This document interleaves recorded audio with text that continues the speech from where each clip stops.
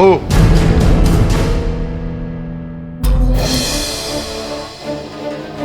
तुमने यहाँ आने की हिम्मत कैसे की? और ये क्या किया तुमने?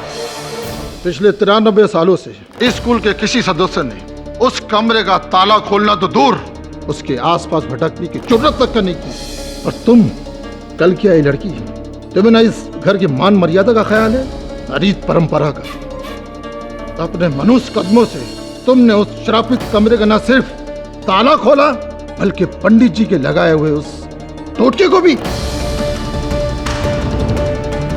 घोर अशुभ हुआ ठाकुर साहब, घोर अशुभ हुआ। 93 साल से दादाजी की लगी हुई सीमा ने अब तक इस शराब को रोके रखा, पर आज आपकी बहू रानी ने इस मर्यादा को तोड़ दिया।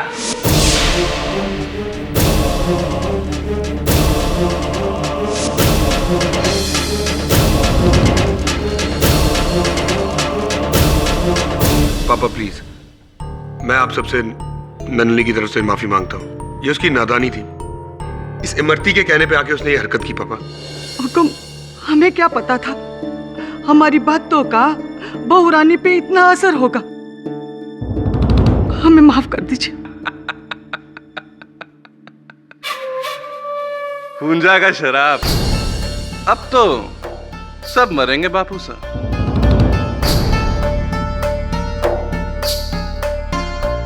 एक एक करके मरेंगे सब, आप तो पहले जाएंगे। चुप हो जा नालायक, तुझे तो हम पहले ही नशे की वजह से खो चुके हैं। पापा ये शराब वराब कुछ नहीं होता। आप लोग कैसी तकियानुसी बातों में यकीन रख रहे हैं। चुप रहे संजय, ये तू नहीं, ये थारे ऊपर चढ़ा इस शहरी लड़की का भूत बोल रहा है। देख लिया विक्रमजीत, थारी लुगाई ने जो शहरी बहू लाने की जिद की थी, जे का क्या परिणाम निकला। हवेली में आते ही थारी मौत का दरवाजा खोल दिया। पापा प्लीज मुझे माफ कर दीजिए, मुझसे बहुत बड़ी भूल हो गई है। भूल तो हुई है और इसका प्रायश्चित भी तुम्हें ही करना होगा। संजय, कल सुबह की पहली गाड़ी से तुम इसे इसके घर छोड़ के आओगे, हमेशा हमेशा के लिए। ये लड़की इस हवेली में दोबारा लौट कर नहीं आएगी। ये आप क्या कह रहे हैं जी? नलिनी को थोड़ा मौका तो दीजिए। खामोश, हमारे बेटे ने जो कह दिया सो कह दिया। और पंडित जी, कल सुबह ही इस हवेली में शुद्धिकरण का हवन होगा और फिर से वो दरवाजा बंद कर दिया जाएगा अगले 93 वर्षों के लिए। जैसे हुक्म राजमाता। और प्रार्थना करो सब कि वो शाप अभी भी सोया हुआ है गो, वरना इस हवेली के हर पुरुष की जान खतरे में है।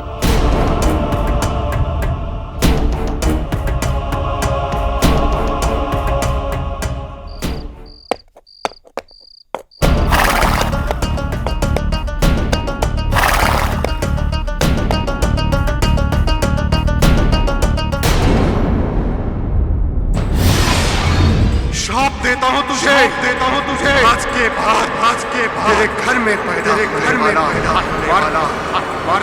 मेरे हाथों मरेगा।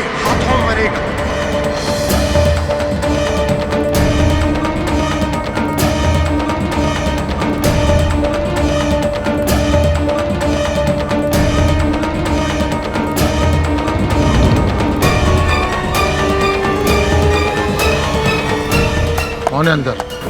कौन है?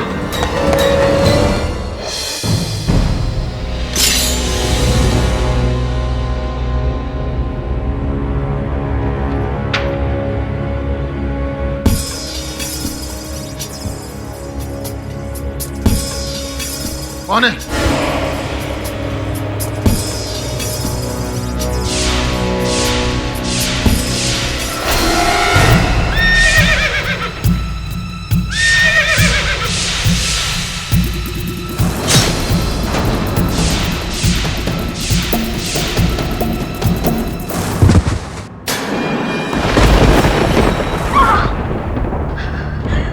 क्या मामा, फिर कोई बुरा सपना देखो क्या? सपना नहीं रतन, कुछ तो हुआ है, कुछ बुरा हुआ है।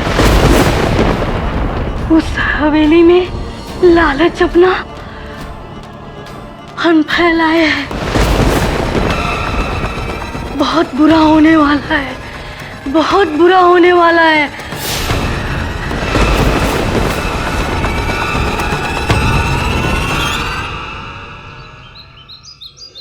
इंस्पेक्टर प्लीज मेरी बात सुनिए, मैंने कुछ नहीं किया। चलो आप नलिनी को कहाँ लेके जा रहे हैं इंस्पेक्टर? संजय डॉक्टर, हमें अपना काम करने दें। पर मैं आपको बता रहा हूँ उन्होंने कोई खून नहीं किया। हमें पूछताछ करनी है, पुलिस स्टेशन ले जाकर। मेरी बात सुनिए, मैंने कुछ नहीं किया। आपकी बात पर इंस्पेक्टर साहब, मैं आपसे कह रहा हूं उन्होंने खून नहीं किया। बस मिस्टर संजय बस। मेरा बेटा एकदम सही कह रहा है, मेरी बहू एकदम बेकसूर है।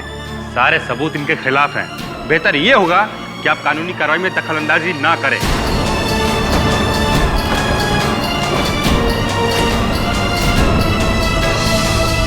ले चलो इनको। इंस्पेक्टर सुनिए, संजय संजय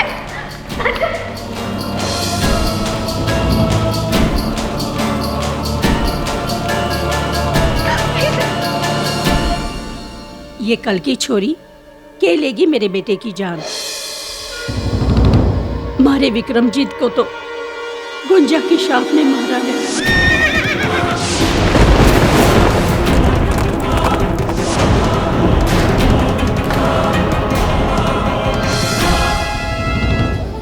पूजा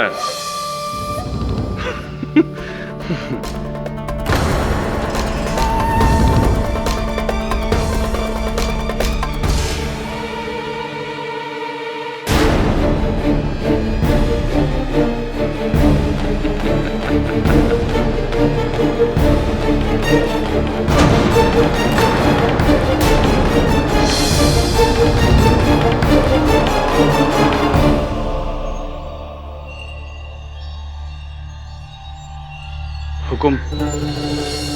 आपके भाई साहब विक्रमजीत सिंह की कल रात किसी ने हत्या कर दी। उसी कमरे में? जी, उसी तांत्रिक हुंजा के कमरे में।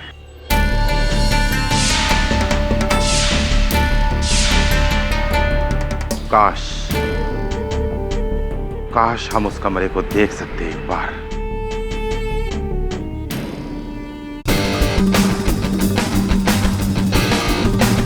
वरुण, ये संजय है, मेरे साथ अजमेर में मेयो कॉलेज में थे।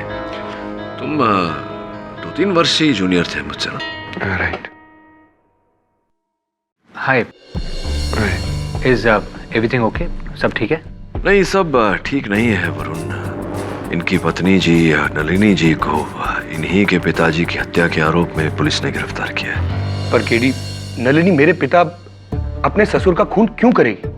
केडी, मेरी वाइफ एक एमए टॉपर है, पढ़ी लिखी हिस्टोरियन है, मुंबई यूनिवर्सिटी में प्राचीन सभ्यता पे लेक्चरर है। इतनी सभ्य लड़की क्या ऐसी हरकत करेगी? मेरे पिता की पीठ में खंजर घोपेगी? तुम्हें किसी पर संदेह है? सारे या तो घर के लोग हैं या पुराने वफादार, पता नहीं। दादी साहब का तो ये कहना है कि ये सब हुंजा का शराब है। हुंजा कौन है? क्या है उसकी कहानी?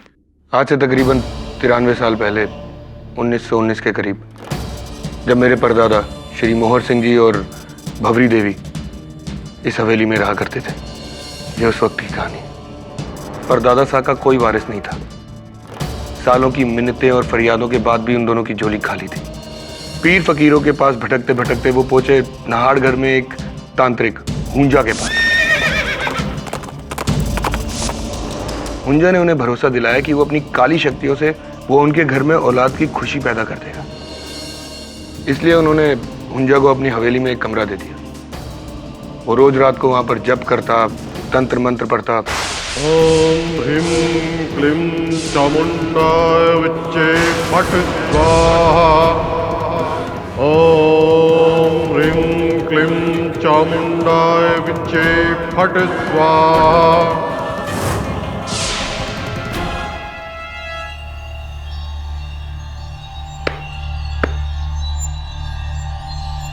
ठाकुर मोहर सिंह, मेरी तपस्या रंग लाई।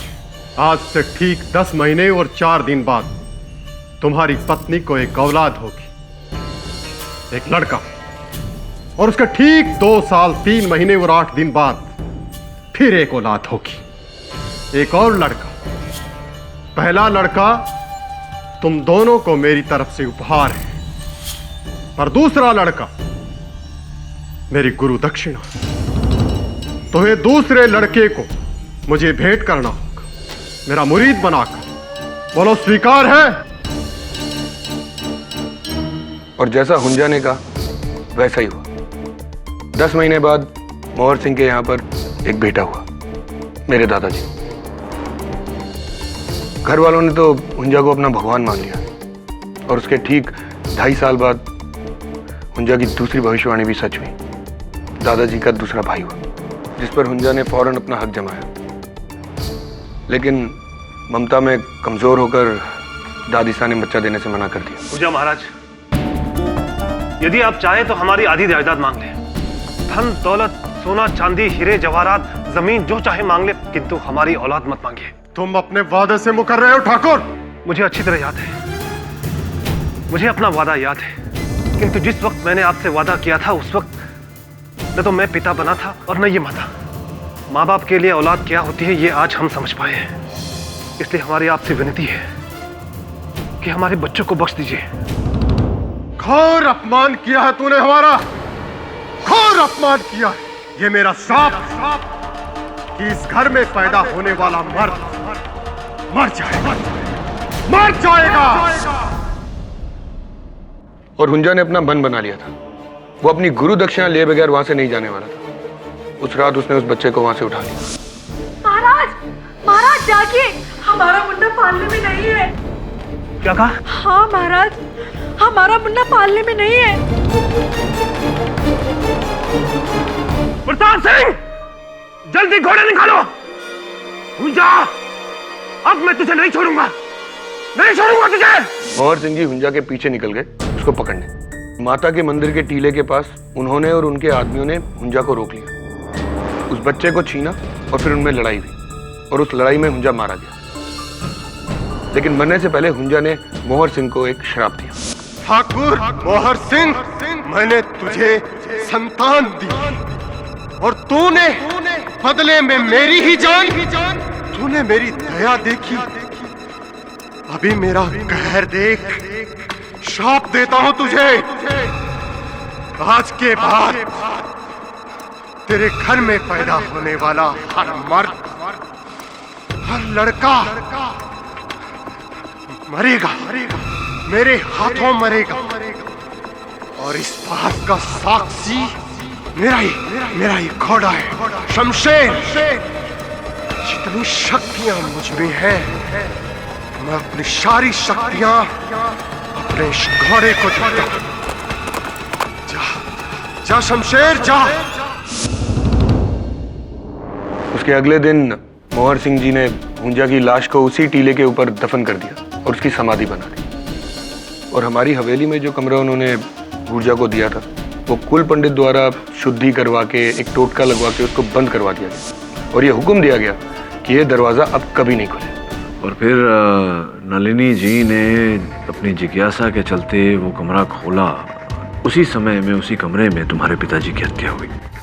हैरत की बात यह है, जब तक वो कमरा बंद था हमारा वंश सुरक्षित था, किसी को कुछ नहीं हुआ था। लेकिन जब से वो दरवाजा खुला है, पता नहीं मैं क्या कहूं केडी। या तो ये किसी श्राप के कारण है या किसी इंसान के कारण, मुझे कुछ पता नहीं। लेकिन मैं एक बात जानता हूं, नलिनी ऐसा नहीं कर सकती, वो मेरे पिता को कभी नहीं मार सकती।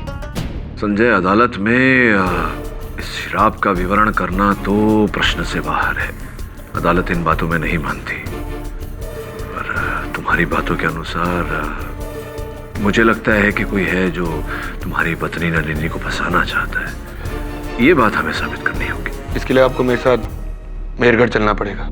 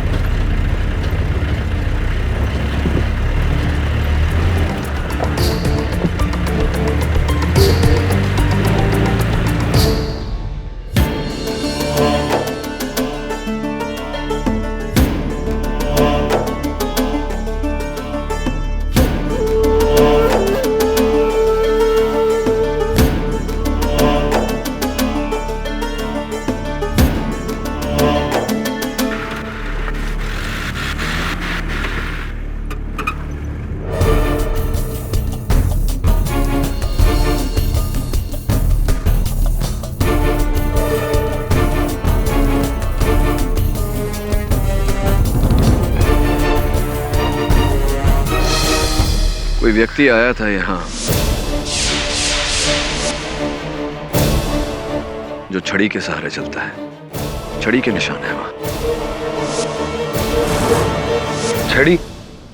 छड़ी तो मेरे चाचा जी इस्तेमाल करते हैं, मेरे पिताजी के छोटे भाई गौरव सिंह जी, पर उनकी और पिताजी की कभी नहीं बनी। पर छोटे हुक्म हुंजा की समाधि पर क्यों आएंगे? वो भी मृत्यु के इतने समय बाद। जो भी आया था यहाँ घोड़े पर आया था। घोड़े की नाल के निशान भी है। शमशेर? शमशेर कौन? हुंजा का घोड़ा। विक्रम सिंह जी, आप भी कैसी बातें करते हैं? एक घोड़े की उम्र 30 साल होती है और ये कहानी 100 साल पुरानी है। आपको क्या लगता है घोड़ा अभी तक जिंदा होगा? कुछ बातें समझ और सूझबूझ से परे होती हैं छोटे हुक्म। मरने से पहले हुंजा ने अपने घोड़े शमशेर से कहा था कि अब उस श्राप का रखवाला वही होगा। उसने अपनी सारी शक्तियां अपने घोड़े को दान में दे दी थी। हवेली में तो अब भी यही कहते हैं कि जिसने एक बार शमशेर को देख लिया वो अगले दिन का सूरज नहीं देखेगा। ये हम अदालत में कह सकेंगे?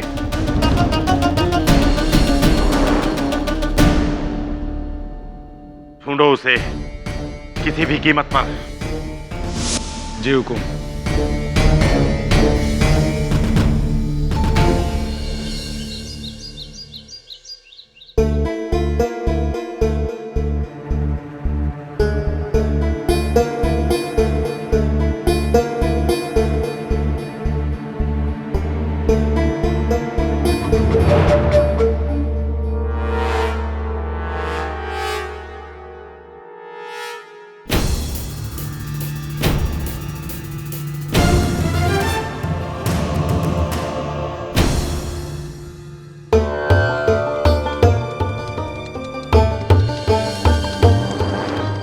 हमारे राजमाता है,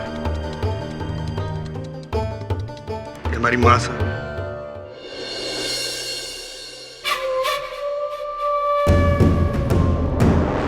वो हमारे बड़े भाई उद्धव सिंह।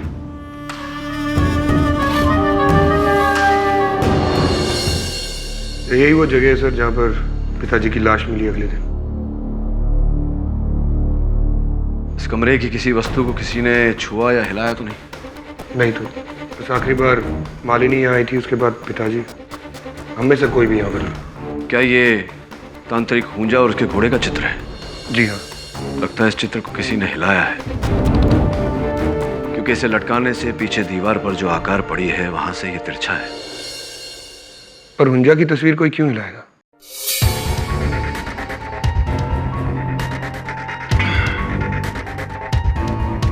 वरुण, जरा सहायता कर मेरी।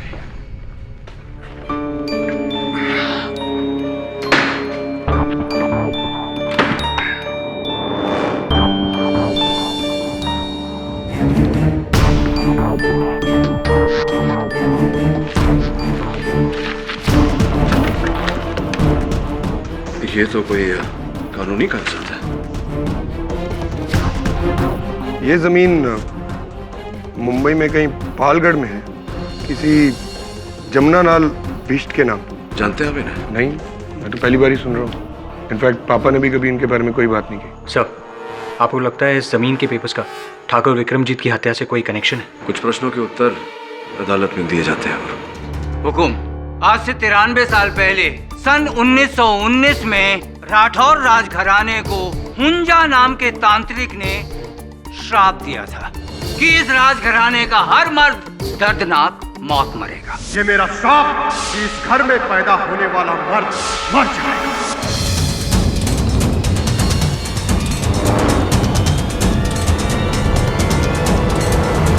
फिर अचानक आज से 7 दिन पहले ठाकुर विक्रमजीत सिंह की लाश उनकी अपनी हवेली में हुंजा की कोठरी में ही मिलती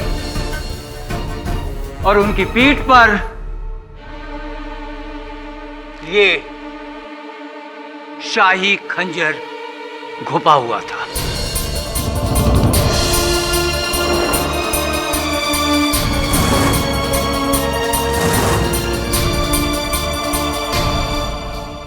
मेहरगढ़ के लोगों का यह भी मानना है कि हुंजा की आत्मा ने लौटकर ठाकुर विक्रमजीत सिंह से बदला लिया और अपना श्राप सच साबित किया।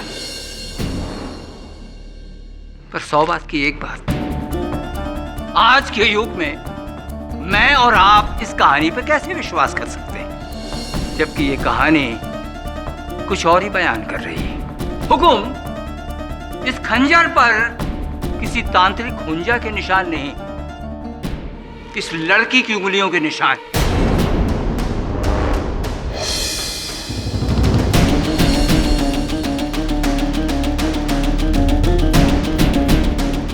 इस लड़की ने अपने ससुर की पीठ में छुरा घोंपा। जी नहीं, मैंने उनकी हत्या नहीं की है। ये लड़की मिस नलिनी रूंगटा मुंबई से 3 साल पहले ये श्रीमान संजय सिंह राठौर से मुंबई में मिली एक पार्टी में। बात दोस्ती में बदली, दोस्ती प्यार में, और फिर प्यार परवान चढ़ा, और इस हद तक कि 4 महीने पहले ये बहू बनकर मेहरगढ़ की हवेली में आ गई। और तब से आज तक इन्होंने इस हवेली के कायदे कानून और रस्मों तक का पालन नहीं किया, जबकि ये उल्टे। जज साहब, प्लीज मैं कुछ कहना चाहती हूँ।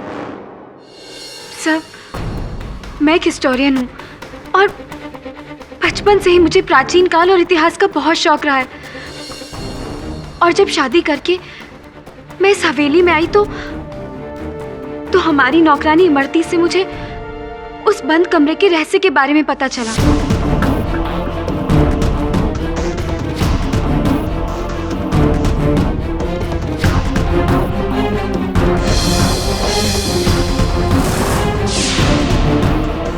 मैं सोचने लगी कि पता नहीं इतने सालों से इतिहास का कौन सा रहस्य उस कमरे में कैद है, और बेवकूफी में आके मैंने उस कमरे का ताला तोड़ दिया। और 100 बात की एक बात, आपने उस रात अपने ससुर की हत्या कर दी। जी नहीं, उस रात तो मैं अपने हस्बैंड संजय के साथ अपने बेडरूम में सोई थी।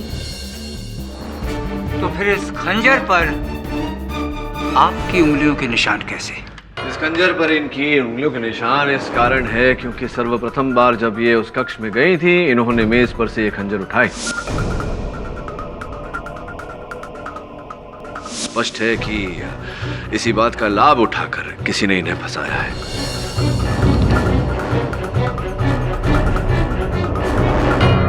और वो पायल जो कि विक्रमजीत सिंह की लाश के पास से मिली। सर, मुझे नहीं पता। और आपकी वो चप्पल,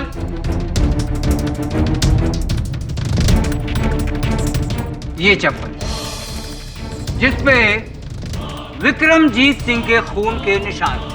मुझे नहीं पता ये सब कैसे। तो आपके पास एक ही जवाब बचा है कि मैं नींद में थी, उठी, मैंने खंजर उठाया और विक्रमजीत सिंह का खून कर दिया। मिस्टर झांझर, हत्या का उद्देश्य क्या है इस केस में? क्यों करेगी ये अपने ससुर की हत्या? क्या प्राप्त होगा इन्हें ऐसा करके? अपने पति का सुख या परिवार वालों की प्रशंसा? क्यों अपने ही हाथों से ये अपने जीवन का सर्वनाश करेंगी? क्यों करेंगी ऐसा? इनके जीवन का सर्वनाश तो उसी रात को ही हो गया था। इनके घर वालों से पूछ लीजिए। ठाकुर उदय सिंह राठौर। जी, उस रात पापा ने कहा था कि संजय, कल सुबह की पहली गाड़ी से तुम इसे इसके घर छोड़ के आओगे, हमेशा हमेशा के लिए। यानी कि नलिनी जी और संजय का रिश्ता खत्म। जी,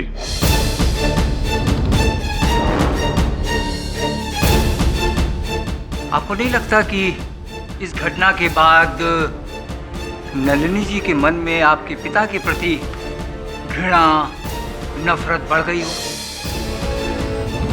हुकुम, एक औरत से उसके पति को छीनना ये कोई साधारण घटना नहीं है।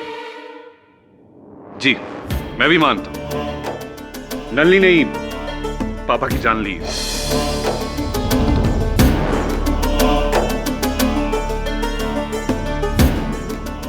केवल यही वजह नहीं थी, असल वजह कुछ और ही थी। असल वजह थी मिस नलिनी, आपने ये विवाह प्रेम की भावना से नहीं बल्कि प्रतिशोध लेने की भावना से किया था। ये क्या कह रहे हैं आप? आप यहाँ आई थी विक्रमजीत सिंह की हत्या करने। क्या बकवास कर रहे हैं आप? ऑर्डर ऑर्डर, बैठ जाइए मिस्टर भनोट। मिस्टर झंझर, आपने ये जो आरोप लगाया है ये जितना संगीन है उतना ही रहस्यमय है।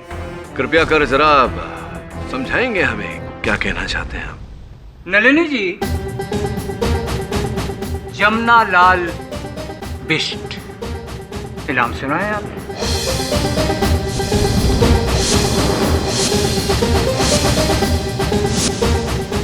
क्या हुआ पाठक जी, ये नाम आपने पहले सुना है?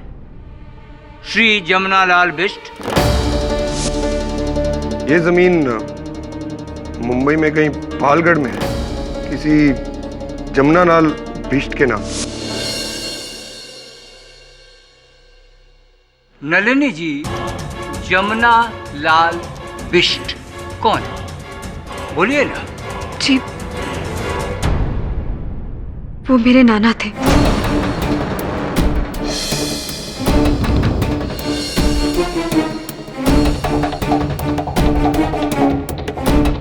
आज से 30 साल पहले मुंबई के बाहर उनकी करीब 400 एकड़ जमीन थी, पालघर के पास। जी, हमारी पुश्तैनी जमीन, खेत, हवेली। आजकल उसका मालिक कौन है? मुझे नहीं पता। आप जानती?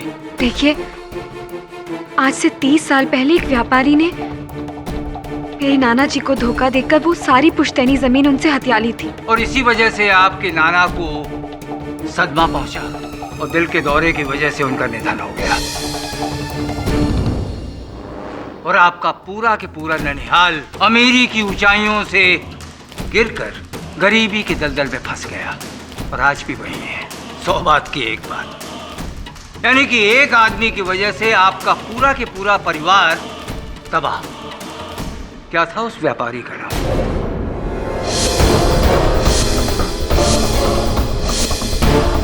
नलिनी जी, मैं उस व्यापारी का नाम पूछ रहा हूं।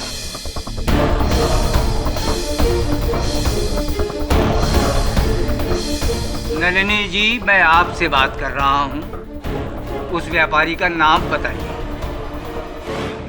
जी, Vikramjit Singh.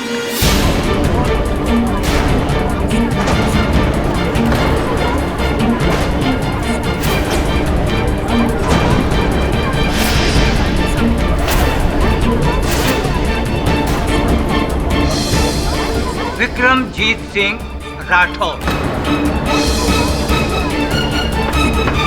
Silence in the court. अब समझे पाठक जी, नलिनी जी ने इस घर में शादी क्यों की? अपने नाना को उसका हक दिलाने के लिए और ठाकुर विक्रम सिंह को उनके किए की सजा देने के लिए।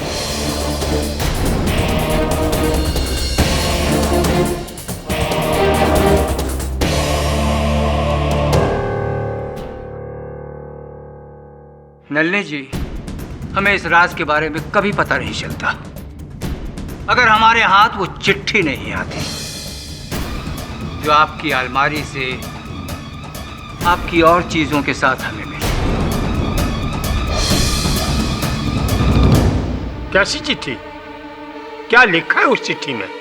हुकुम।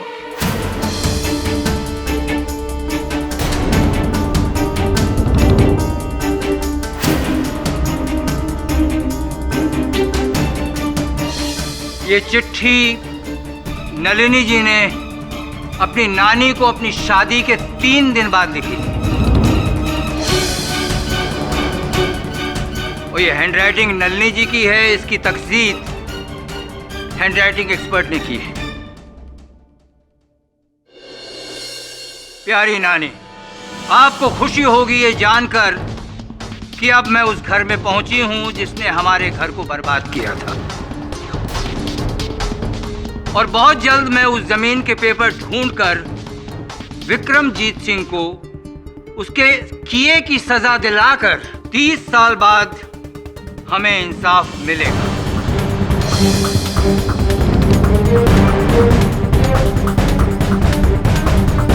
और ये है इसका इंसाफ, वो खंजर।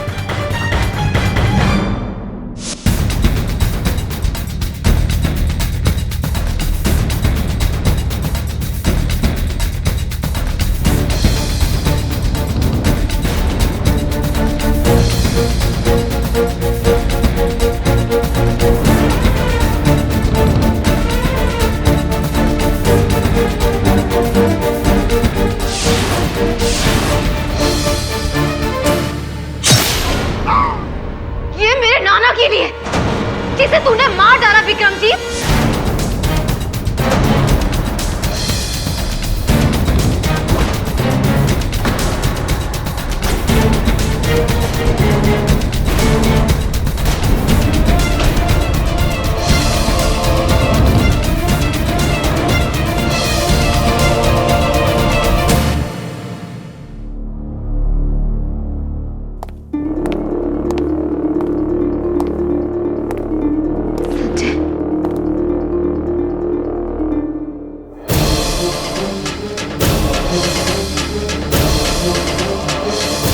एक बार मुझसे कहा था कि तुम्हें इंसाफ चाहिए। मैं अपने पापा, घर वाले, सबसे लड़के तुम्हें तुम्हारी नाना जी की प्रॉपर्टी दिलाता। संजय, ये सब क्या कह रहे हो तुम? पर तुमने तो पक्का इरादा बना लिया था। मुझसे प्यार का नाटक किया सिर्फ इसलिए ताकि तुम मेरे पिताजी तक पहुंच सको। और उस दिन भी तुम उस कमरे में कोई इतिहास ढूंढने नहीं, बल्कि अपनी नाना जी की प्रॉपर्टी के पेपर ढूंढने गई थी। नहीं संजय, तुमसे मेरा प्यार कभी झूठ नहीं था। हाँ, मैं मानती हूँ कि तुमसे सगाई होने के बाद जब मुझे ये पता चला कि वो और कोई नहीं बल्कि तुम्हारे पापा थे जिन्होंने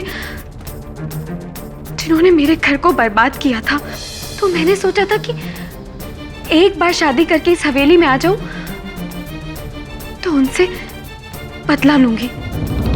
इसीलिए मैंने अपनी नानी को वो लेटर लिखा था, पर मैंने पोस्ट नहीं किया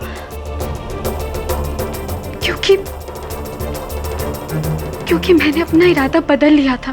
मैं तुम्हें दुख नहीं देना चाहती थी। इनफैक्ट मैं तुम्हें सब कुछ बता देना चाहती थी, पर झूठ झूठ सब झूठ। मुझे तुम्हारी किसी बात पे कोई भरोसा नहीं। उदय भैया शुरू से कहते थे कि पिताजी का खून तुमने किया, और मैं तुम्हें बचाने के लिए शहर गया, केडी के पास गया। तुमने मुझे बहुत बड़ा धोखा दिया, बहुत बड़ा। Sanjay, Sanjay listen to me. Sanjay, मैंने नहीं मारा उनको। संजय,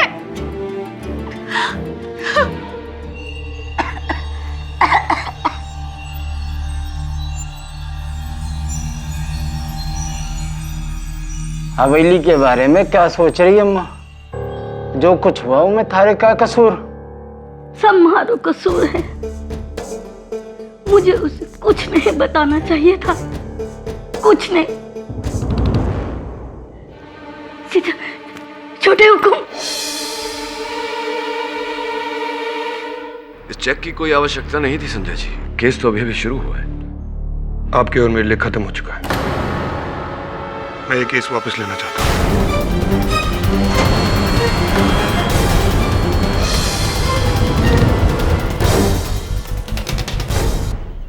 लेकिन जिसकी दुहाई देके मैं आपके पास आया था, उसी पे मुझे खुद यकीन नहीं रहा, तो आप केस लड़के क्या करेंगे? आप यहाँ आए उसके लिए आपका बहुत बहुत शुक्रिया, पर अब आप यहाँ से जा सकते हैं। नलिनी को उसकी किए की सजा कानून देगा। देखिए संजय जी, नलिनी ने यहाँ से जा सकते हैं मिस्टर पाठक।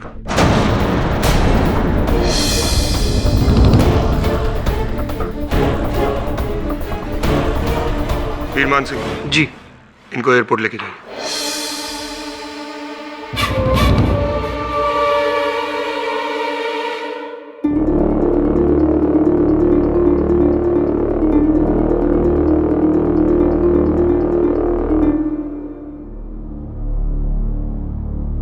ये सब पहली बार बिना केस सॉल्व किए हमें वापस लौटना पड़ रहा है। It's always the first time.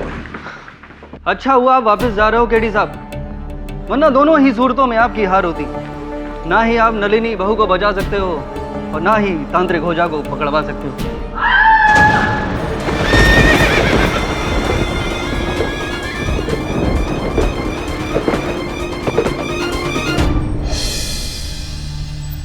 उठिए मौसा। हुंजा का घोड़ा, उसका घोड़ा।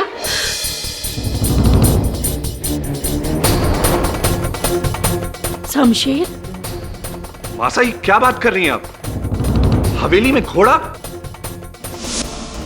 हाँ, हम अपने कमरे में जा रहे थे, हमने घोड़े के चलने की आवाज सुनी।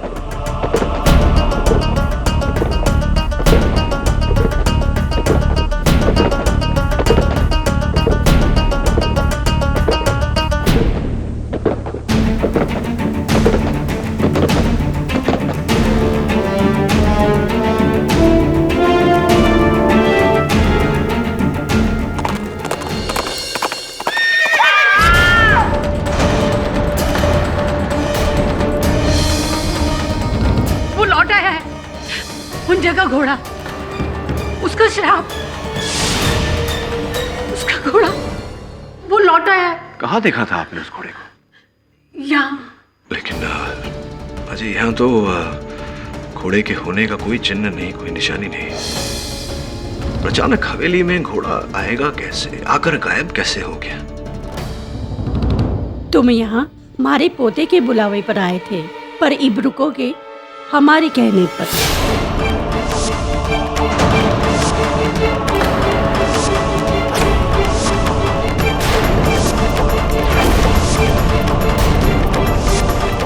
अपने बेटे की लाश को देखा है हमने, और एक माँ होके इतना ही कह सकते हूँ कि उसकी मौत कोई आम मौत नहीं थी। थारे को हमारे बेटे के हत्यारों को ढूंढना ही होगा। विनती है, फिर चाहे वो इस दुनिया का हो या किसी और दुनिया का।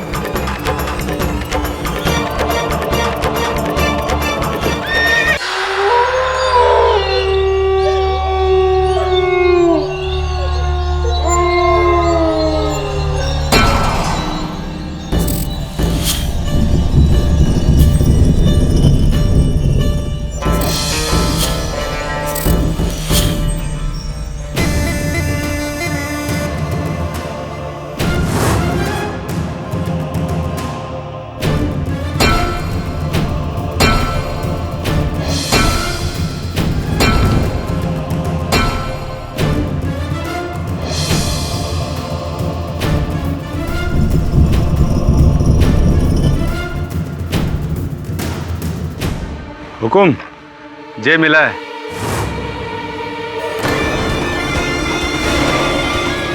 लगता है हमसे पहले कोई और यहाँ आया था। राजमाता ने हमें इस हवेली में रोक तो लिया, पर तांत्रिक के घोड़े की स्टोरी, सर इस हवेली में घोड़ा कहाँ से आ सकता है? चल।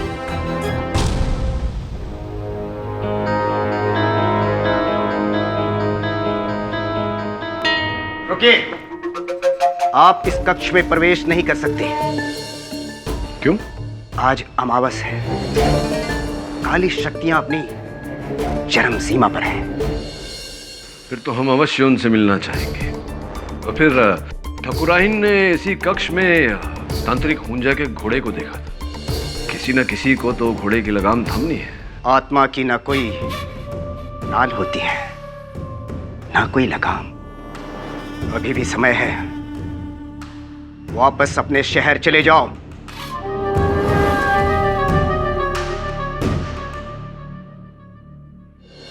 पूरा आत्मा की तरह डायलॉग बोलता है।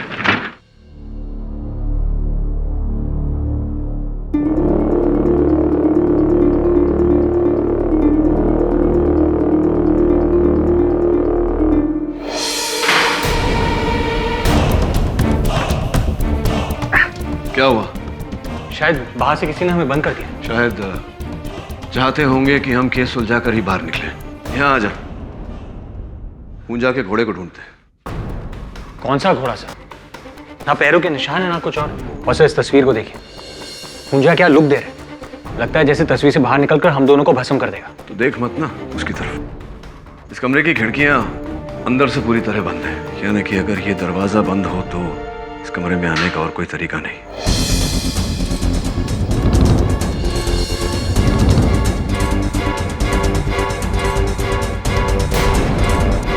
वो डिब्बा देख रहे हैं, बाहर से 30 साल की धूल जमी है, लेकिन अंदर से बिल्कुल साफ। इसका अर्थ यह हुआ कि इसे हाल ही में खोला गया था। सर शायद नलिनी ने खोला होगा। नलिनी क्यों खोलेगी? इतने छोटे डिब्बे में क्या आपने नाना जी के जायदाद के कागजात ढूंढ रही थी या कुछ और ढूंढ रही थी? उसी से पूछना पड़ेगा। चलिए यहां से निकलते हैं।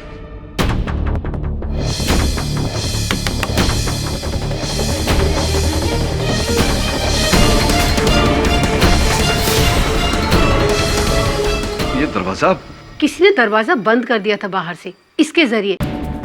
वो तो हम यहाँ से गुजर रहे थे तो आपने वास्तव में इस कक्ष में वो घोड़ा देखा था? वो बहू रानी, वैसे आपने यहाँ रुककर बहुत अच्छा किया। इस हवेली में कुछ ऐसा हो रहा है जो नहीं होना चाहिए। क्या आपको लगता है मैं उस कमरे में नाना जी की जमीन के पेपर्स लेने गई थी? सर मुझे तो ये तक नहीं पता है कि वो पेपर्स उस कमरे में थे। हाँ उसी कमरे में थी, तांत्रिक हुंजा के तस्वीर के पीछे। और वो तस्वीर हिलाई भी गई थी। पर मैंने उस तस्वीर को हाथ तक नहीं लगाया। जानता हूं आप चाहती तो भी उसे हिला नहीं पाती। उस तस्वीर के पीछे से कागजात निकालने के लिए मुझे वरुण की सहायता लेनी पड़ी थी। उस कमरे में एक जेवरों का डिब्बा था, उसे छुआ था आपने? नहीं तो कौन है जो वहां कुछ ढूंढ रहा था?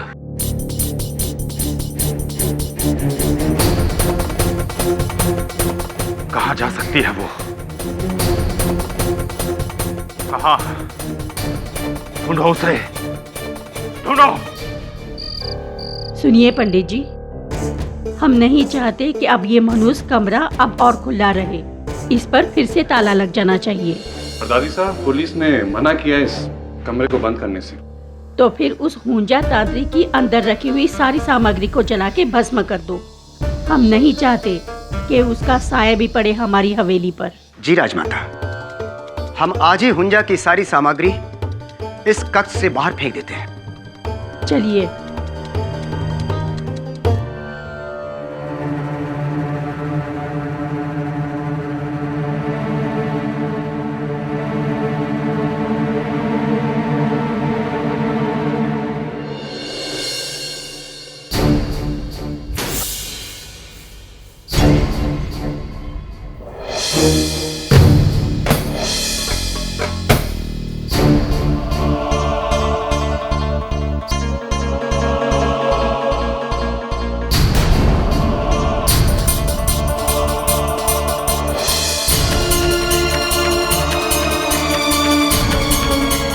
ये क्या? हमें तो पता ही नहीं था। राजमाता को बताना होगा।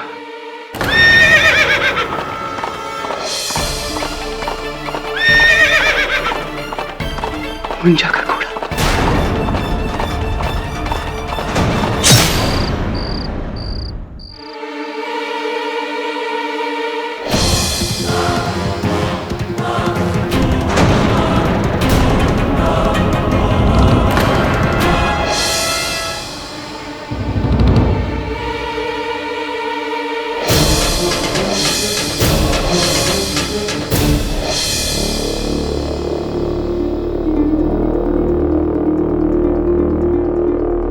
Okay mister Verma.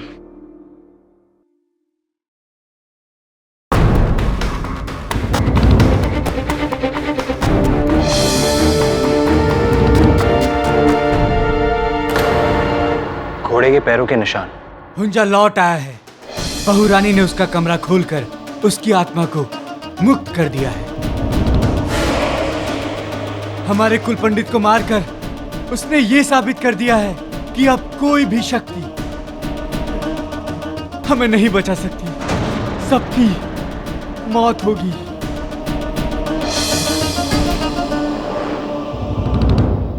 ये मट्टी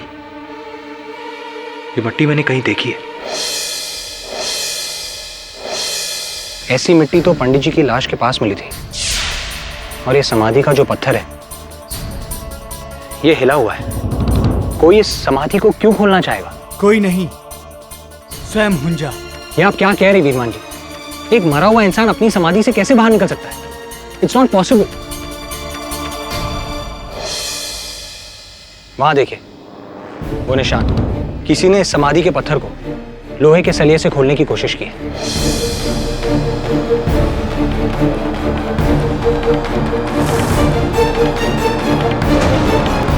हुंजा के समाधि की मिट्टी है।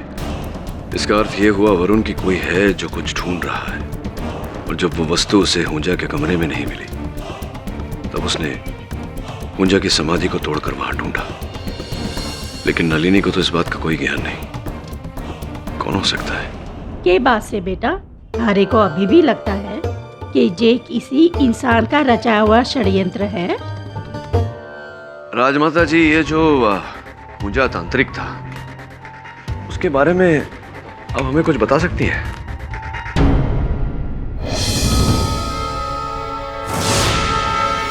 बस यही कि वो हुंजा नाहरगढ़ इलाके से हमारे यहाँ आए थे। क्या आज भी नाहरगढ़ में उनका कोई रिश्तेदार, कोई परिजन है? नहीं बेटा, लेकिन यहाँ से 150 किलोमीटर दूर देवगांव में उसकी भांजी दुर्गा रहती है। सुना से कि हुंजा के परिवार का इकलौता जीवित सबूत वही बुढ़िया से। पर क्या खोज रहे हो तुम हुंजा के बारे में? जी नहीं, मैं हुंजा के बारे में नहीं खोज रहा। मैं उस व्यक्ति को खोज रहा हूँ जो हुंजा के बारे में खोज रहा है। राजमाता, दुर्गा का पता है आपके पास? दुर्गा देवी हमारी नानी है साहब, और हुंजा हमारी नाना के मामा थे। अब हमारा उनसे कोई लेना देना ना है। देखो, मेहरगढ़ हवेली में हुई मौतों के बारे में तुमने पढ़ा ही होगा। लोगों का कहना है कि हुंजा फिर से जिंदा होकर वापस आ गया। मरा हुआ इंसान फिर से जिंदा हो गया साहब। हमें इससे कुछ नहीं लेना देना, हमें माफ करो साहब। राजमाता का कहना है कि सिर्फ तुम्हारी नानी हुंजा के बारे में जानती है, उसके रहस्यों के बारे में जानती है। कोई है जो हुंजा के कमरे में कुछ ढूंढ रहा है। उसकी समाधि तोड़कर उसकी लाश निकालने की कोशिश में। लाश? हुंजा के पास कुछ अमूल्यवान कीमती चीज थी जो कोई आज उसे ढूंढ रहा है। उस छोरे को हमारे पास ले आ बेटा। आइए साहब।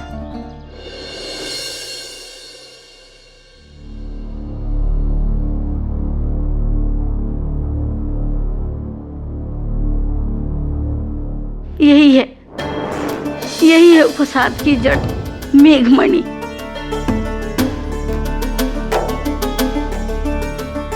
मेघमणि ये वो जादुई पत्थर है जो बादलों में बनता है, आसमां में, जो केवल देवी देवताओं के पास होता है। पूजा मामा ने अपने तंत्र और सिद्धि से इसे प्राप्त किया था। कुछ खास शक्ति थी इस पत्थर में? शक्ति? पूजा मामा की सारी काली शक्तियों का एकमात्र केंद्र यही पत्थर था बेटा।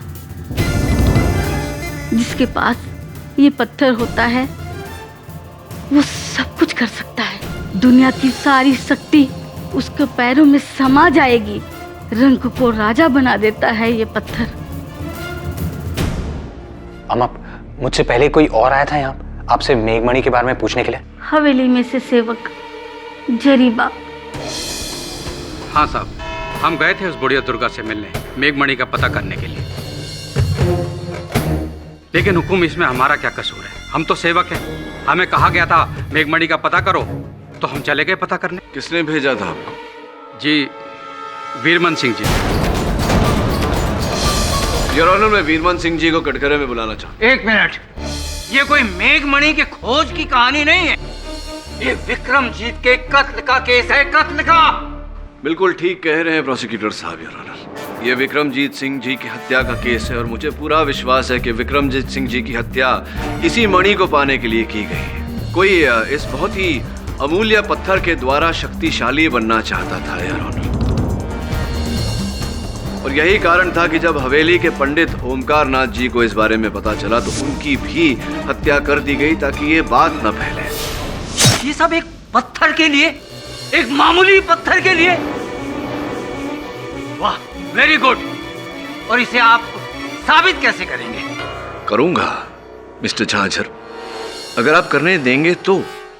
Excuse me, your honour, ADC Veeraman Singh. जी, मैंने ही जरीबा को उस हुंजा की भांजी दुर्गा देवी के पास भेजा था, ये पता करने के लिए कि वो मेघमणि कहाँ है। क्यों? 90 वर्ष बाद अचानक उस मणि के बारे में आपकी जिज्ञासा क्यों जागी? उस पत्थर के बारे में तो हमारे बाप दादा हमें बताते थे।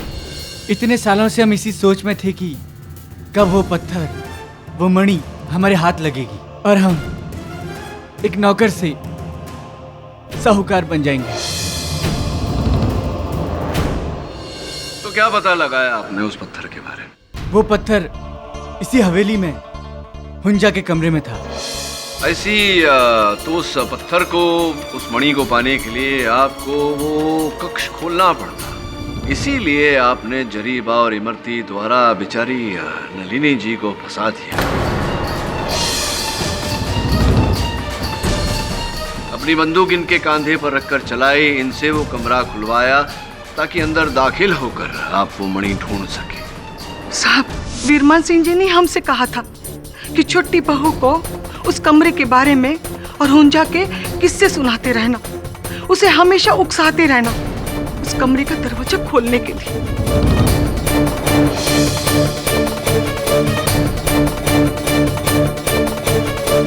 हमने वही किया जो हमसे कहा था। बोलिए वीरमन सिंह जी, अब तो जरीबा और इमरती ने भी कहा है कि आप ही ने उन दोनों को काम पर लगाया था। जी, बहुरानी के जरिए हम वो कमरा खुलवाकर मेघमणि तक पहुंचना चाहते थे। जी जी जी, और नलिनी जी ने वो कक्ष खोला, आप अंदर दाखिल हुए उस मणि को ढूंढने, किंतु दुर्भाग्यवश ठाकुर विक्रमजीत सिंह जी आ गए और उसके बाद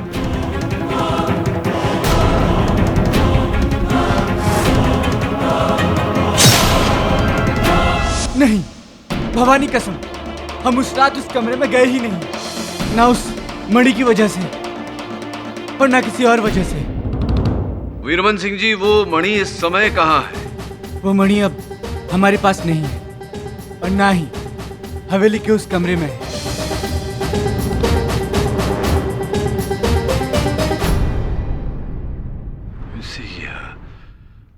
वीरमन सिंह जी, क्या यह संभव है कि वो मणि तांत्रिक हुंजा के गले में पड़ी हुई हो और उनके साथ उस मणि को भी गाड़ दिया गया हो उनकी समाधि में? मैं इसलिए पूछ रहा हूँ क्योंकि समाधि के साथ भी छेड़खानी की गई थी, वहां भी खोज की गई थी उस मणि की। यदि ऐसा है तो ये सवाल आप हमसे नहीं, छोटे हुकुम गौरव सिंह जी से कीजिए, क्योंकि हमारी तरह उन्हें भी मेघमणि की तलाश रहती थी और समाधि के टीले में कई बार देखा है हमने उन्हें। हाँ, हम मानते हैं कि हम भी कई बरसों से हुंजा की उस मेघमणि की तलाश में हैं। लेकिन इसमें अपराध क्या है? कोई अपराध नहीं। अरे 100 बात की एक बात, अरे उस रात तो आप हवेली में थे ही नहीं, और जब आप वहां नहीं थे तो आप विक्रमजीत सिंह को कैसे मार सकते हैं? हाँ, कैसे मार सकते हैं, किंतु ये बात तो सच है कि आप तांत्रिक हुंजा की समाधि पर अक्सर जाते थे और आप ही ने उनकी समाधि को खुलवाया। जी हाँ, हमने उस समाधि को खुलवाया उस मणि की तलाश में, लेकिन हमें लगता है कि हमसे पहले ही उस मणि को वहां से किसी और ने चुरा लिया और इसीलिए हमें उस तावीज का केवल आधा हिस्सा मिला, वो भी बिना पत्थर के। तो क्या लगता है आपको गौरव सिंह जी, किसने चुराया होगा वो पत्थर, वो मणि? पता नहीं, लेकिन वो जो भी है इस हवेली का ही एक सदस्य।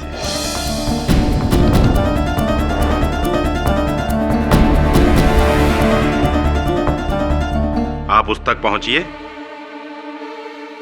हमारे भाई का कातिल आपको अपने आप मिल जाएगा। कातिल कोई और नहीं, ये लड़की है जिसने अपने नाना के जमीन के कागजात के लिए वो दरवाजा खोला।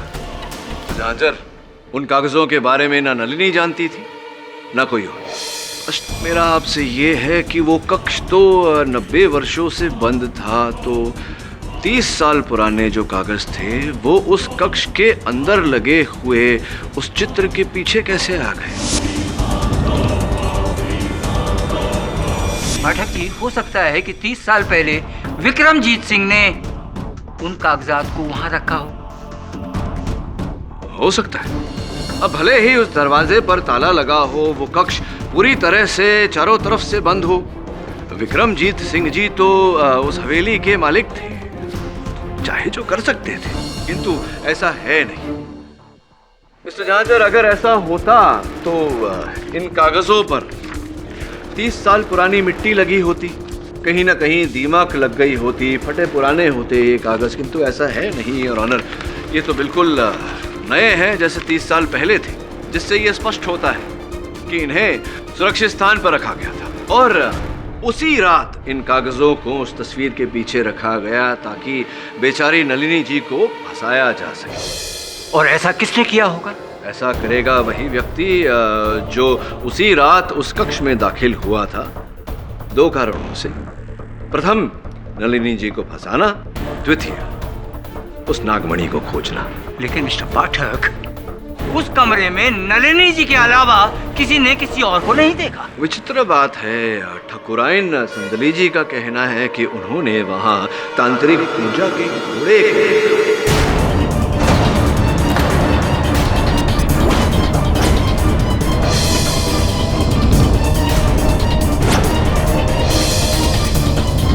लो, कर लो बात।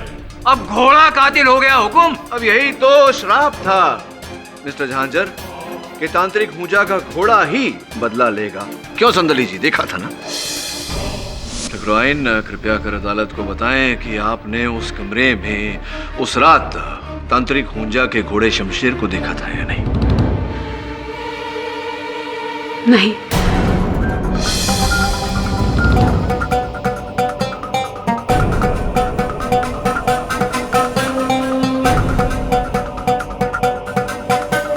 नहीं, अर्थात आपने तो बताया, झूठ क्यों बोला था आपने सबसे? तो क्या करती मैं? संजय ने आपको केस छोड़कर जाने के लिए कह दिया था और आप हवेली छोड़कर जा भी रहे थे, और ऐसा होता तो मेरी बहू नलिनी को कोई नहीं बचा पाता। आपको रोकने के लिए ही मैंने झूठ बोला। अर्थात मुझे रोकने के लिए? हाँ, ताकि राजमाता को लगे ये वाकई जो घटनाएं हो रही हैं सब एक चमत्कारिक घटनाएं हैं, और उनका नलिनी के ऊपर से शक थोड़ा कम हो जाए। और ऐसा हुआ भी। मेरे झूठ बोलने से उन्होंने आपको हवेली में रोक लिया।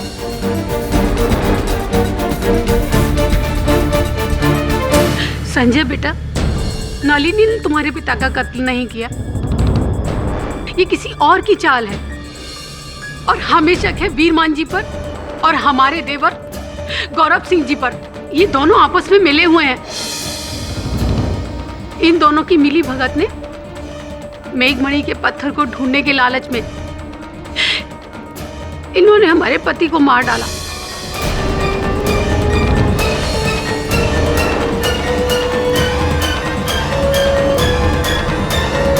हम तो आपको अपने घर का वफादार समझते थे ना, और आपने हमारे ही घर में आग लगा दी। ये आपने अच्छा नहीं किया। ये क्या हो रहा है जज साहब? हुकुम, ये लोग कहानी को कहां से कहां पहुंचा रहे हैं? अरे बात तो ये थी कि नलिनी जी हत्यारिन है, कातिल है, और अब तो कहानी में मेघमणि, घोड़ा, पत्थर, देवर, एडीसी। मिस्टर पाठक, ये जो आपकी पत्थर वाली थ्योरी है ना, ये आप तभी साबित कर सकते हैं जब आप उस व्यक्ति को यहाँ लाएं जिसके पास वो पत्थर है, और वो यहाँ अदालत में खड़ा होकर कह सके कि मेरे पास वो पत्थर है और मैंने इस पत्थर के लिए विक्रमजीत सिंह की हत्या की। क्या ऐसा कर सकते हैं आप? इतने सालों से हम सोच रहे थे कि इस घर में शैतान उस कमरे में कैद है, लेकिन नहीं, शैतान तो तुम लोगों के दिलों में मौजूद था।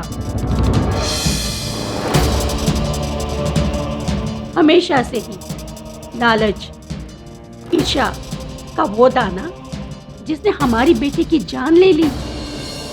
अभी भी समय है। कोर्ट कचहरी में तो बात सालों तक खींचती चली जाएगी। हमारे सामने अपने गुनाह को कबूल कर लो।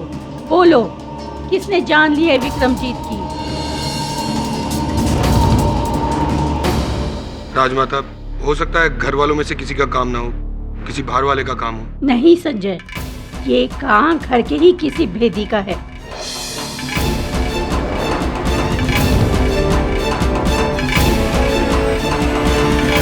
हमें बस तुम दोनों की चिंता है और दुआ करते हैं कि जल्दी से जल्दी केडी पाठक इस केस को सुलझाकर नलिनी को रिहा करा दे।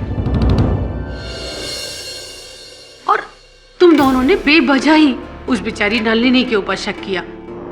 आप चिंता मत कीजिए माँ साहब, बहुत जल्द सब ठीक हो जाएगा। तुम माँ के साथ रहे और मैं अभी आया।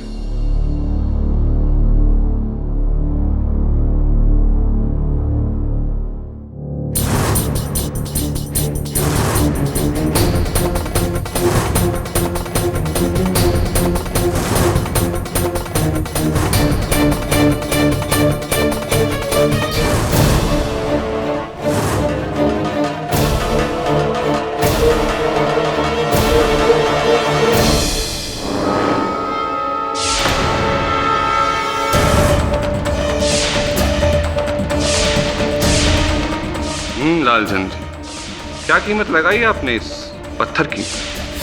हाँ, पर कीमत मैं इसकी पूरी ही लूंगा।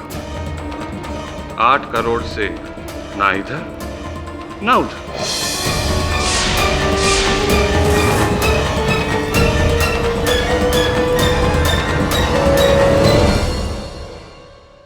इस मेघमणि को लेकर सॉरी, अजीब आदमी है। ये गाड़ी को अभी खराब होना था साला। देखता हूं।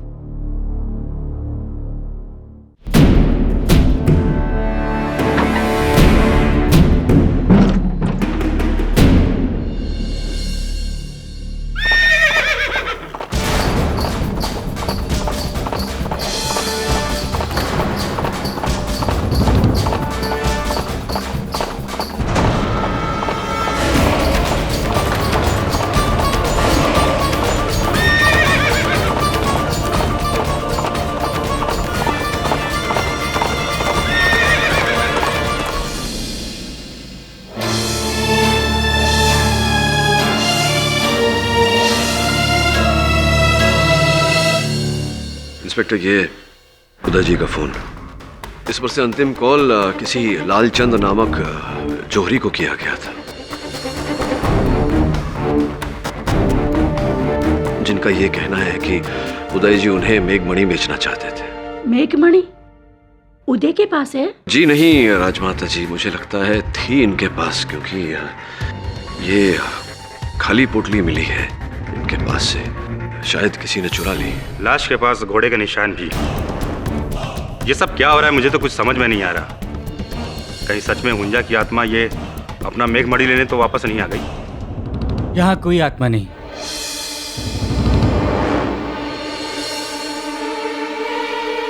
हमें क्षमा कर दें राजमाता, इन सभी मौतों के जिम्मेदार हम ही हैं।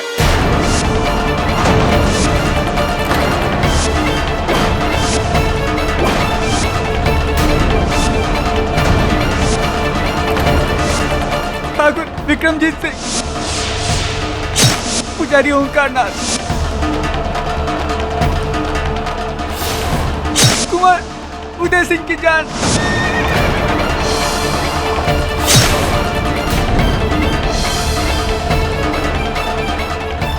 उस मेघमणि ने ली। वो मेघमणि कहाँ है? मेघमणि कहाँ है? केडी साहब, अबे जो भी कहेगा पुलिस थाने में जाकर कहेगा। चलो वीरमान सिंह। वीरमान सिंह जी, आपने अचानक अपना जुर्म कबूल कर लिया, इसके पीछे कोई विशेष कारण? क्योंकि हमारा सोया हुआ जमीर एक बार फिर जाग उठा।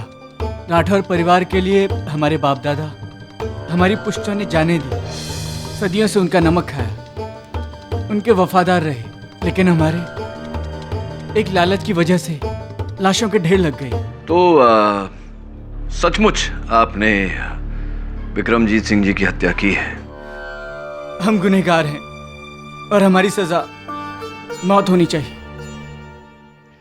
अब आपकी सजा क्या होगी ये तो अदालत ही सुनाएगी आपको। पश्चाताप में आपको क्या करना है ये मैं आपको बताता हूँ। सुनिए। क्या बात है केडी बेटा, तुमने हम सबको यहाँ क्यों बुलाया है? आप सबको एक विशेष बात बतानी थी। आपके एडीसी वीरमन सिंह जी ने पुलिस के सामने स्वीकार किया है कि सारी हत्याएं उन्हीं ने की है, और गुप्त रीत से मुझे बताया है कि वो जानते हैं मेघमणि कहाँ है। दरअसल ये पत्थर पहले उदय सिंह जी के हाथ लग गया था और बड़ी चतुराई से एडीसी वीरमन सिंह जी ने उसे वहां से चुराया, उसकी जगह में एक नकली पत्थर रख दिया। नकली पत्थर? तो इसका मतलब उदय जो पत्थर जौहरी को बेचने जा रहा था वो? जी वो नकली ही था। तो फिर असली पत्थर का है? बस यूं समझ लीजिए कि कल प्रातःकाल उस पत्थर को न्यायाधीश महोदय के समक्ष रखूंगा, क्योंकि वही अंतिम साक्ष्य है एडीसी वीरमन के अपराधी होने का।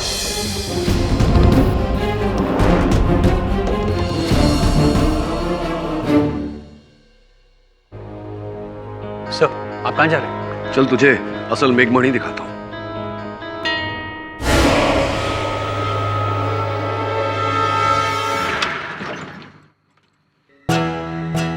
केडी साहब, आपको नहीं लगता हमें यहाँ पुलिस को साथ लेकर आना चाहिए था? हिंदी फिल्में देखता तो? Of course sir. पुलिस खेल खत्म होने के बाद ही आती है। चल।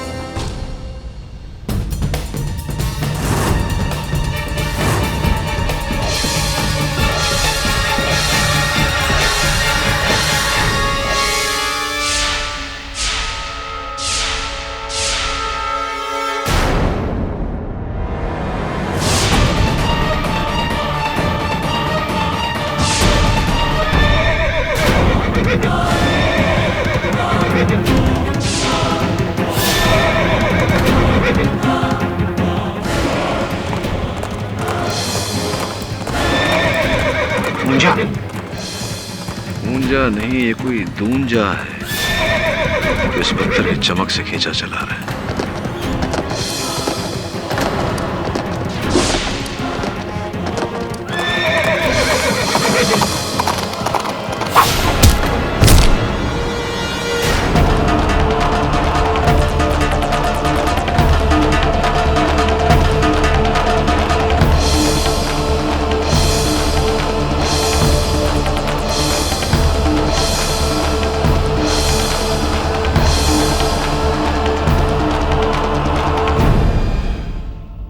उस घोड़े का जो जीन है, पीठ की गद्दी, सैडल, उस पर एक नाम गुधा हुआ है। वो नाम आपका है गौरव सिंह जी। क्या घोड़ा अभी आप ही का है? जी वो हमारा ही घोड़ा है, बादल। ऐसी तो आप अपने घोड़े बादल को शमशेर बनाकर वहां लाते थे, उस कमरे में वहां दौड़ाते थे? जी नहीं, बादल तो हर रात दूसरे घोड़ों के साथ अस्तबल में रहता है, हमारे रक्षक नत्थू की निगरानी में। तो नत्थू साहब, बादल आपकी निगरानी में रहता है। संभवतः आप ही थे जो कल रात बादल पर सवार होकर आए थे मुझ पर हमला करने। आप ही थे क्या ऊंजा के रूप में? नहीं साहब। आप नहीं थे? श्योर? जी आप मेरे यकीन मानिए, हम नहीं थे। अच्छा, पर बादल तो आपकी निगरानी में रहता था, तो फिर उसे अस्तबल से कौन लेकर जाया करता था? वो हम नहीं थे, वो तो जरीबा था, विक्रमजीत सिंह का नौकर। वो हमारे सगे मामा का लड़का है।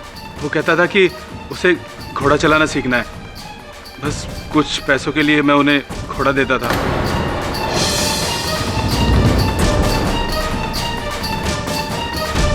तो जरीबा साहब, घोड़सवारी सीख रहे हैं आप, वो भी रातों में? जी वो आपकी तलवार कहाँ चली गई? और वो काला चोगा? मिस्टर तांत्रिक हुंजा। माँ बाप ये क्या कह रहे हैं, हमें कुछ समझ नहीं आ रहा। कमाल कर रहे हो, मैं जो कह रहा हूँ समझ में ही नहीं आ रहा। क्या बात है, क्या हुआ?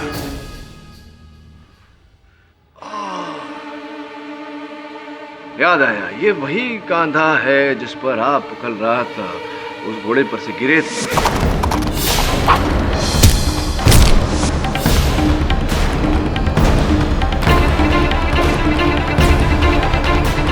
वही कांधा है ना? लाइए लाइए दिखाइए।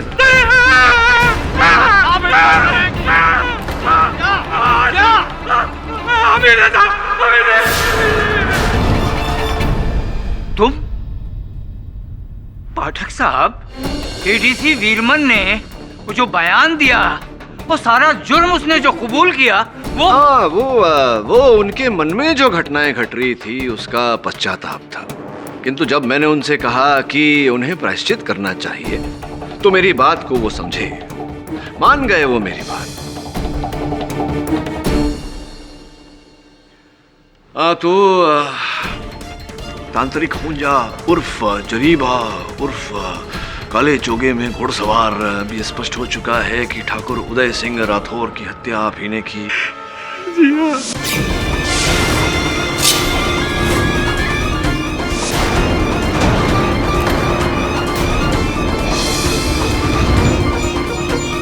ये भी स्पष्ट हो चुका है कि पंडित ओमकारनाथ की हत्या आप ही ने की। और ठाकुर विक्रमजीत सिंह की हत्या भी आप ही ने की। नहीं भाई, उनको हमने नहीं मारा, उनको तो इमरती ने।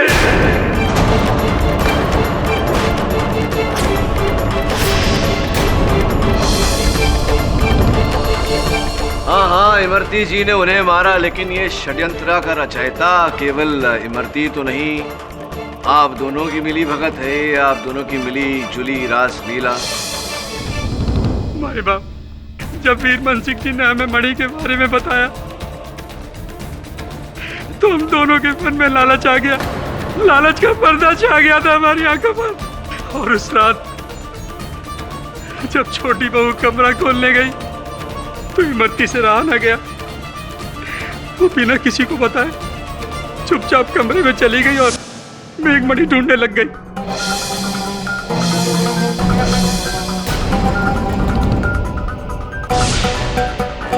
कौन है?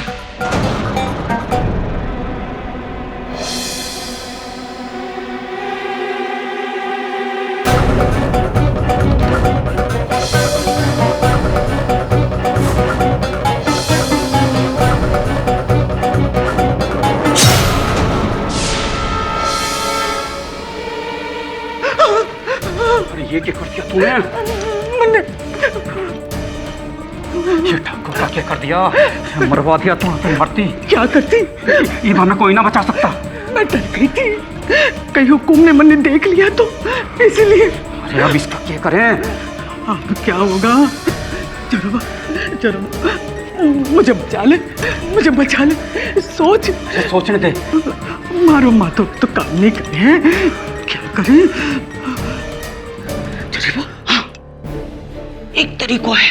बोल बोल। छोटी बहू के कमरे में मैंने एक चिट्ठी देखी थी, उसमें 400 एकड़ जमीन के बारे में लिखा था और वो जमीन के कागज ठाकुर साहब के कमरे में है।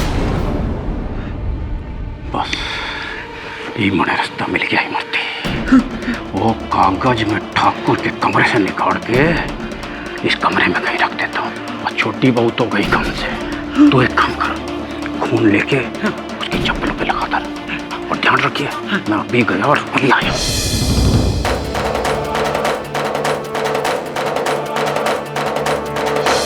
और इस तरह हमने नलनी बहू को झूठा फंसा दिया। किंतु जिस वस्तु को प्राप्त करने के लिए ये सब किया आपने, वो मेघमणि, वो कहाँ है? नहीं, लेकिन फिर मुझे एहसास हुआ कि मेघमणि उस तांत्रिक की कब्र में ही दफन होगी, उसकी लाश के साथ। और रात में मैं उसकी कब्र पर पहुंच गया और उसको खोदा तो वो मेघमणि मुझे वहां मिल गई। फिर वो मणि उदय सिंह जी के पास कैसे पहुंच गई? मेघमणि मिलते ही मैं सीधा हवेली गया। मिल गई काम हो गया। मेघमणि मिला, जल्दी से दिखा।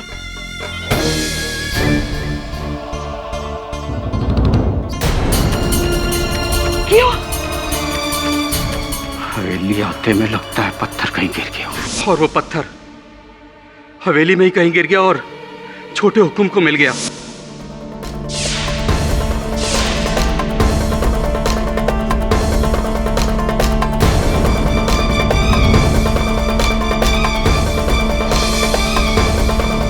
उस समय तक शायद उन्हें उसकी कीमत के बारे में पता नहीं था।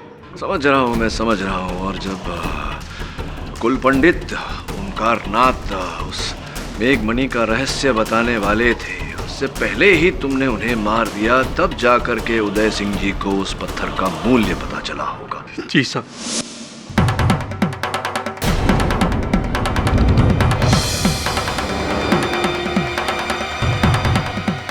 और उस रात जब छोटे हुकुम उस मणि को बेचने जा रहे थे,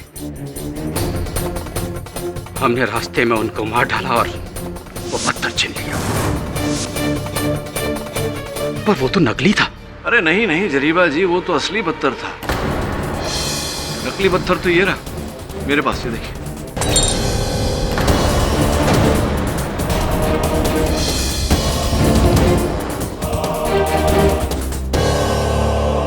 इसके द्वारा मैंने आपके आंखों में धूल झोंकने का, आपको रंगे हाथों पकड़ने का सफल प्रयास किया। मतलब मेरे पास जो पत्थर था वो असली था? जी। और मैं तुम्हारी बातों में आकर मैंने अपना सारा खेल बिगाड़ लिया। नहीं नहीं नहीं नहीं, मेरी बातों में आकर नहीं, अपने ही लालच में आकर।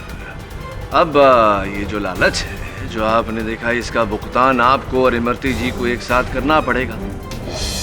आपके बड़े बुजुर्गों ने सिखाया नहीं कि लालच करने का अंजाम हमेशा बुरा होता है। The defence rest. ये अदालत ठाकुर विक्रमजीत सिंह राठौर, ठाकुर उदय सिंह राठौर और पुजारी ओंकारनाथ की हत्या के जुर्म में जरीबा और इमरती देवी को दोषी मानते हुए गिरफ्तार करने का हुक्म देती है और नल्ली राठौर को बेगुनाह घोषित करते हुए बाइज्जत बरी करती है। The case is closed.